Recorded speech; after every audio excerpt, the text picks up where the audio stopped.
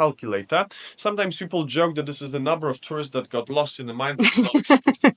Okay, we'll go this way. Along this. Of the academy, and he's believed to be one of the first visitors to our mine. Now, if you do not want to taste the walls to check if it's a real salt, She came near the mine shaft and, surprisingly, threw her engagement ring into it.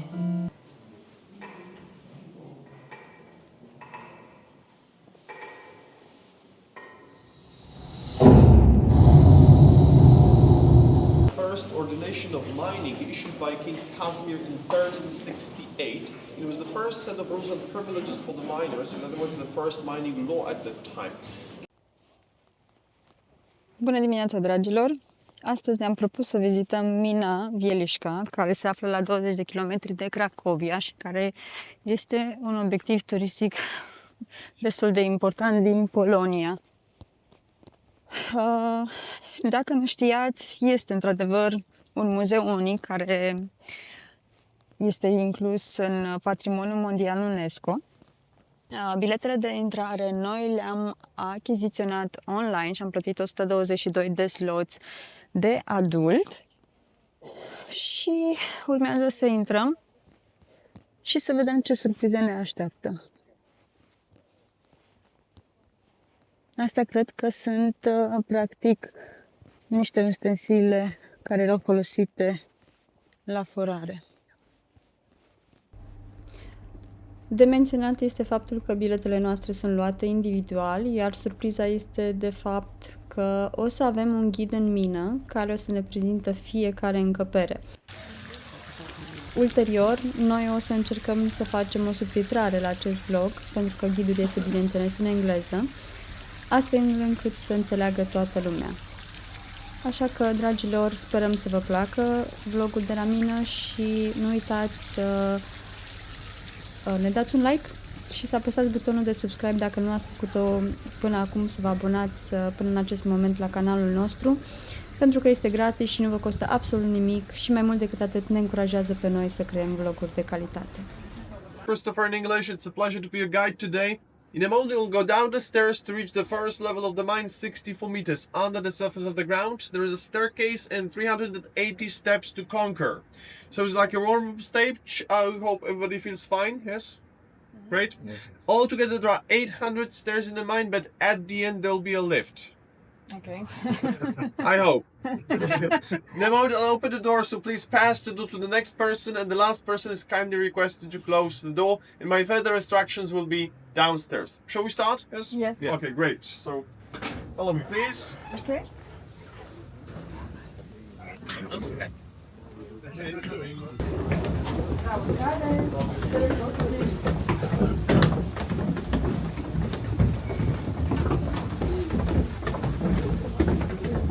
Start the tour in a moment. This is the starting point. The deepest point for us today is the third level and 135 meters under the surface of the ground. We're in a salt mine, so we need to follow strict mining rules. It's strictly prohibited to use open fire in the mine, including smoking, cigarettes, even e-cigarettes. Please do not touch any equipment, any wires on the route. And please stay as one tight group, do not separate from the group, and do not stay behind, and do not mix with other groups. It's very simple to get lost in the mine because altogether there are 250 kilometers of corridors here, and as I am the only person who knows that we are, need to trust me. Okay, thank you. So I will need to go first, so please follow me and follow my instructions. Feel free to take photos, and please find your hands especially tall because some of the corridors are quite slow.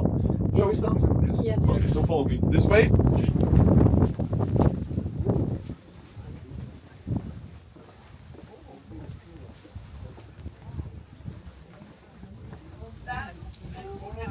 Ladies and gentlemen, we entered the mine through the shaft, and as you feel, it's quite windy here because it's also part of the artificial ventilation system. But shafts were also used to take the salt out from the mine to the surface, and here you can see the basic product of the mine, cylindrically shaped loam of rock salt. It was shaped deliberately in this way because it was easier to roll them over the tracks with the help of wooden bars. We are surrounded by the rock salt, so the walls, the ceiling, this is rock salt. It's not only sodium chloride, so NaCl, but also other minerals and impurities. So the color is like green or gray, and it doesn't resemble the table salt that we know from our kitchen. Our mine has altogether 9 levels. The deepest point in the mine is 327 meters on the 9th level. But the deepest point for us today is the third level and 135 meters. Today we're going to visit different chambers. You also have a chance to see underground chapels, underground artificial lakes. You will learn about mining techniques, about the extraction of salt, horizontal and vertical transport in the mine, a little bit of history and geology. Our mine was also recognized by the UNESCO and was placed on the first World Heritage List by UNESCO in 1978. So this place is also a World Heritage Site. Okay, follow me this way. Entered the so-called air lock, and this is part of the artificial ventilation system, and the basic rule is to open just one door at a time. So before we open the front door, we need to close the back one, otherwise the circulation of air would be disturbed. So now it's easy to open it, yes, and that's the magic that works in this place. So the door is locked without the key.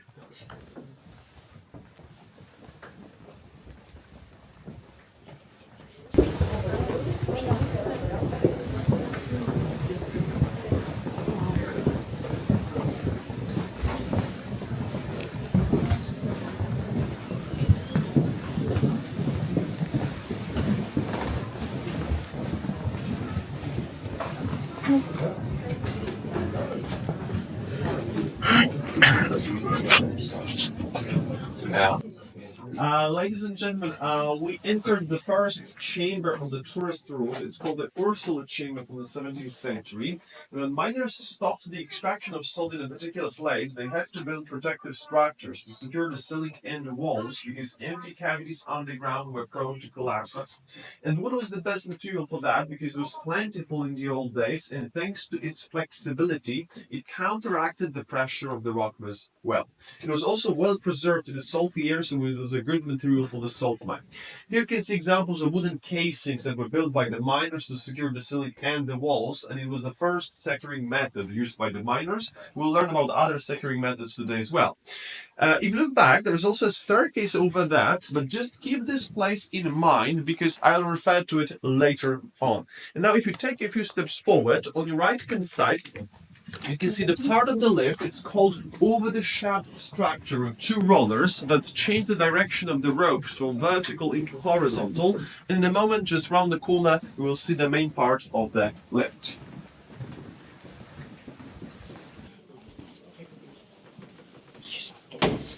Slamming door. Okay, ladies and gentlemen, and this is the main part of the lift. It's called the manual cross. It consists of a vertical rope drum with 4 handles. So miners were going in circles and pushing those handles. The ropes were rolled onto the drum, and thanks to this movement, the salt output was taken out of the mine. In most cases, those devices are original, which means that they were once used by the miners, and later on miners just left them behind.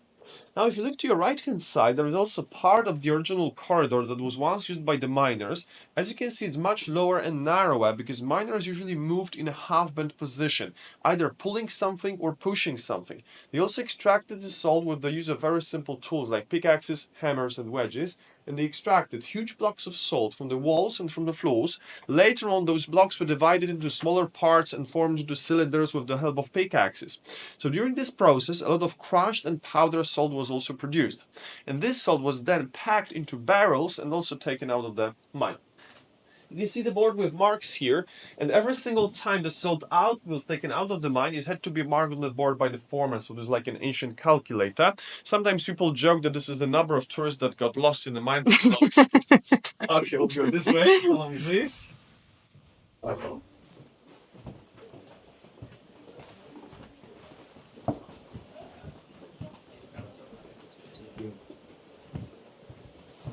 Our walk today is also a healthy one, not just because of the stairs. As I mentioned, there are 800 stairs in the mine, so we still have like 400 more to conquer.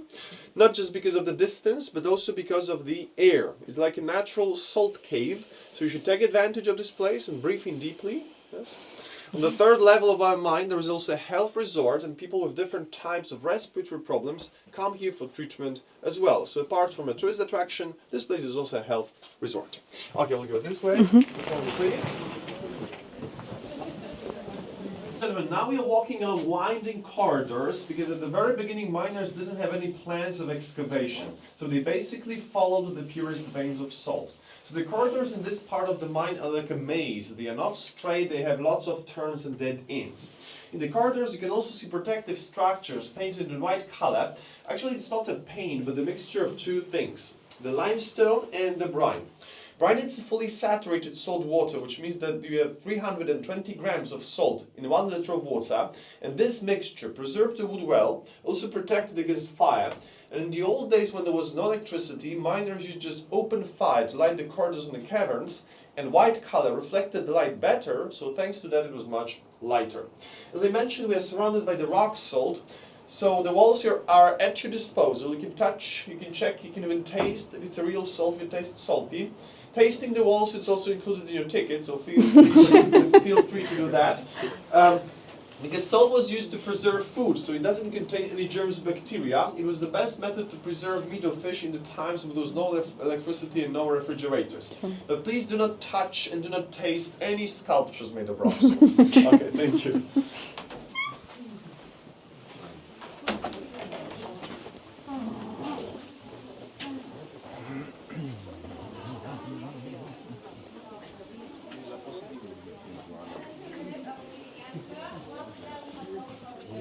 Wow, absolut superb.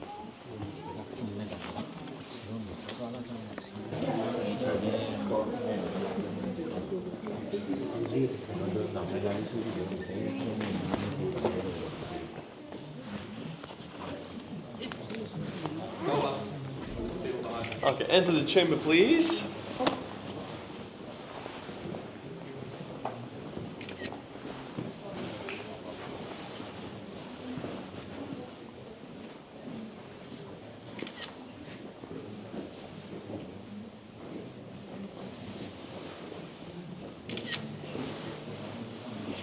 Ladies and gentlemen, we entered the chamber dedicated to Nicholas Copernicus, famous Polish astronomer and scientist.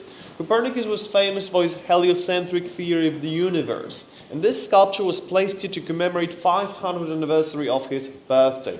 Copernicus was also a student at the Krakow Academy, and he is believed to be one of the first visitors to our mine. Now, if you do not want to taste the walls to check if it's a real salt, you can use a different method. For example, the light, because salt is translucent, which means that the light shines through the salt crystals. So as you can see, it's easy to tell salt from other stones and impurities. And even the floor here is made of salt tiles. You can check with your torches. So the floor as well as the sculpture, also made of rock salt. Beautiful. We'll go this way, but please mind your heads because the corridor is quite low in this place.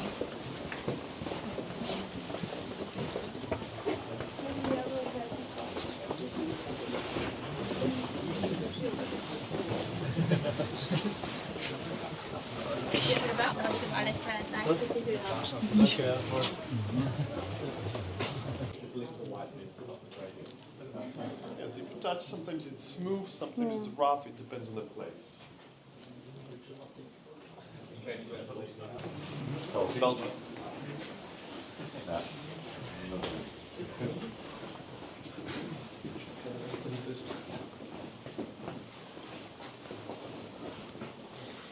Ladies and gentlemen, the mining of rock salt in Wieliczka started in 13th century, but much earlier, 15 million years ago, in this area there was a huge Miocenic sea. When the climate changed, the sea evaporated and a salt deposit was formed at the bottom. Then the tectonic movements of the Carpathians crushed the salt deposit and shifted it to the north, creating a very unique bipartite type of salt deposit found only here in this place. And why is it so unique? Because it consists of two parts. The upper part is called the lump part, and it consists of huge blocks of salt scattered disorderly in a rock mass, while the bottom part is called the bedded or stratified one. And the combination of those two is found in our salt mine. We may compare it to a cake, for example, like the cake with layers, like different layers of salt, is like the bottom part, and the cake with raisins, like those blocks of salt scattered in the rock mass, it's like the upper part. In a moment, in the next chamber, we will learn about the discovery of rock salt in Wieliczka. It's connected with the so-called great legend about the salt discovery, because when people didn't know how to explain origin of different things, the best idea was to create a story or a legend. So we will hear about Princess Kinga of Hungary, who came to Poland in order to marry Polish Prince Bolesław, And with her arrival here, the mining of rock salt in Wieliczka started. Okay, we'll go this way.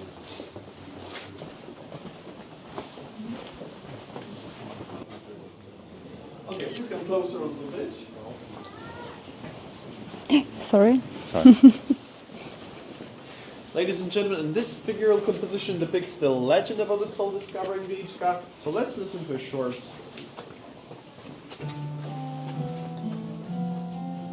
When a Polish prince called Bolesław proposed to Hungarian Princess Kinga, her father, King Bela, insisted on a traditional dowry. But Kinga came up with another idea. She knew that no rock salt was mined in Poland, and decided to ask her father for a group of salt miners. She wished to find salt in Poland with their help. Without a second thought, the king presented to Kinga an entire salt mine in Hungary. The princess visited the mine on her way to Krakow. She came near the mine shaft and, surprisingly, threw her engagement ring into it.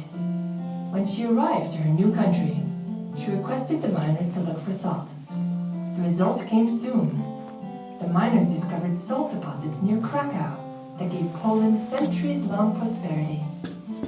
They say that Kinga's engagement ring was found in the first salt lump extracted. So, ladies and gentlemen, according to the legend, the salt deposit was miraculously transferred from one country to another thanks to Kinga's engagement ring. The fact is that when Kinga came here in 13th century, salt was discovered in this place. So she became connected with the discovery of salt, and later she also became the patron saint of the salt miners. Of course, we are visiting the deposit of rock salt today, but we also have here forms of secondary crystallization of salt, and the salt is recrystallized in different forms. And in this chamber, you can see examples of salt stalactites and stalagmites over there. We also call them salt spaghetti, because salt resembles pasta. Okay, we'll go this way. Follow me, please.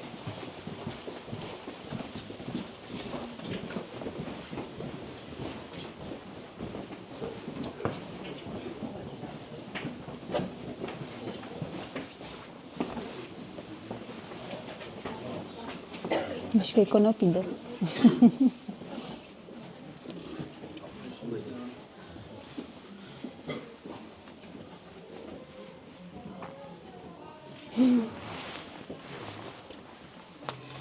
Ladies and gentlemen, you've already seen the salt stalactites or the salt spaghetti, and here we have another form of secondary crystallization of salt, but it's totally different from the previous one.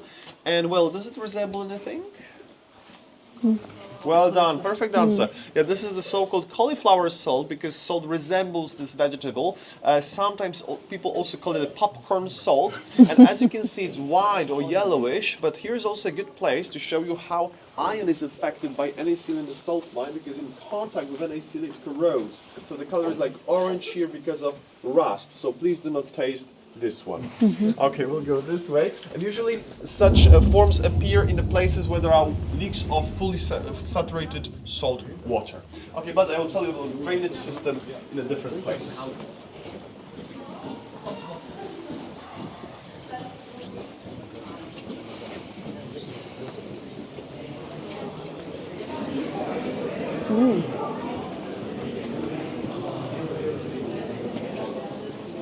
Ladies and gentlemen, we entered the chamber called the burn. So the name refers to one of the dangers that miners encountered during the work, the danger of fire. Because when miners started to extract salt, a very dangerous gas was released from the rock mass. It's methane, CH4. It has very specific properties because it's lighter than the air, so it usually accumulates under the ceiling. It's colorless and odorless, and it's also explosive. And this figural composition depicts miners wearing wet clothes to protect their bodies from the flames, who crawled into the chambers with long poles and the fire at the end to check if there was methane, because there were no gas detectors in the old days. In a moment, I'll turn on the presentation to show you how the work looked like. There will be a sound of explosion, but don't worry, it's just a presentation.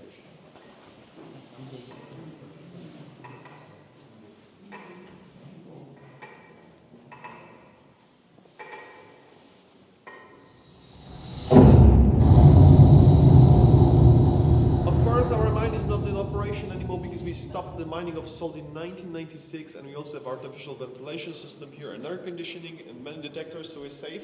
And as we've burned out the methane, we can carry on with our tour, so follow me this way. And mind your heads, because the curtain is also quite low in this place.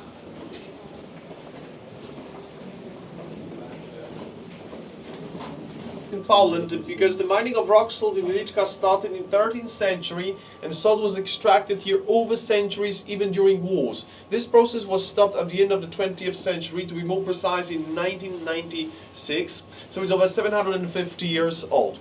Miners also passed the mining traditions from one generation to another. One of them is the mining uniform, because the first uniforms were introduced here in the 19th century under the Emperor Francis Joseph in 1850, because the mine was under Austrian administration at that time. Another traditional thing is the special greeting that was used by the miners in the old days and is still used nowadays.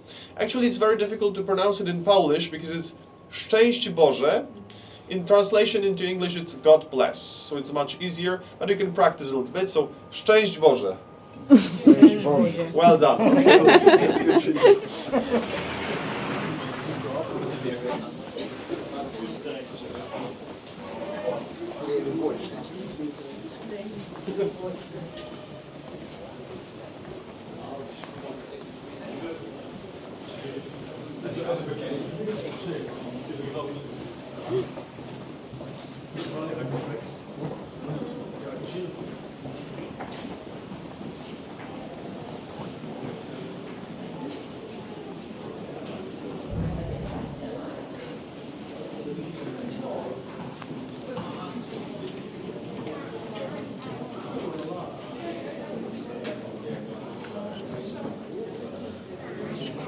Ladies and gentlemen, this exhibition is dedicated to the horizontal transport of the mine. In the beginning, miners did all the work manually, so they extracted huge blocks of salt from the walls and from the floors. Later on, those blocks were divided into smaller parts and formed into cylinders with the help of pickaxes. So miners used sledges like the one over there to pull either the cylinders of salt or the barrels with crushed or powdered salt. Later on, mining carts helped them with the transport. They moved along wooden tracks. And in the 16th century, horses facilitated both the horizontal and vertical transport in the mine. The problem with the horses was that they needed to stay in the mine for longer periods, because lowering them every single day was dangerous and also time-consuming. So miners created underground stables, and there was a group of miners dedicated just to take care of the horses. In a moment, in the next chamber, you will see the reconstruction of the underground stable, as well as one of the devices that was powered by the horses. Later on in the 20th century, different types of locomotives helped with the horizontal transport, and as you can see in the corridor here, there are rails that were once used for horizontal transport as well. Okay, we go this way. Follow me, please. Unde sare aici? And here is also a good place to check if it's a real salt. So once again, you've got examples of salt cauliflowers here. Chamber dedicated to King Casimir the Great. I'll tell you about the king in a moment, but here on your left-hand side you can see the reconstruction of the underground stable. The horses facilitated both the horizontal and vertical transport in the mine from the 16th century. In this chamber you can also see examples of secondary crystallization of salt. So once again, the salt cauliflowers here on the wall, on the ceiling over there. And when miners were left some equipment behind, after some time this equipment was also covered with salt in the humid air. And horses powered the machines like the one on the other side. It's called a horse gear. It consists of a vertical rope drum, but in comparison to the manual cross you've already seen, it's much bigger. Ropes go horizontally. There's also over the shaft structure with two rollers that change the direction of the ropes from horizontal into vertical. If you come closer to the showcase, I'll just turn on the presentation to show you how this machine worked. So every single time the salt output was taken out of the mine, the second rope acted like a counterbalance. So for example, it lowered the wood for protective structures. Here you can see how it goes up and down the shaft. And thanks to this device, much bigger salt loads could be taken out of the mine. You get examples here, and they sometimes weigh even up to 2 tons. Later on, those machines were replaced by steam engines, and in the 20th century by lifts with an electrical drive. This chamber is dedicated to King Casimir the Great, one of the greatest Polish rulers and legislators. This sculpture made of rock salt was placed to commemorate the first ordination of mining issued by King Casimir in 1368. It was the first set of rules and privileges for the miners, in other words, the first mining law at that time. King Casimir was also the owner of the salt industry, and during his reign, it was a very important source of revenue because it constituted 1/3 of the royal treasury income. So King Casimir built castles and universities. If you visited Krakow, you probably heard about the district called Kazimierz, and this part of the city was named after this. Okay, we'll go this way. Follow me, please.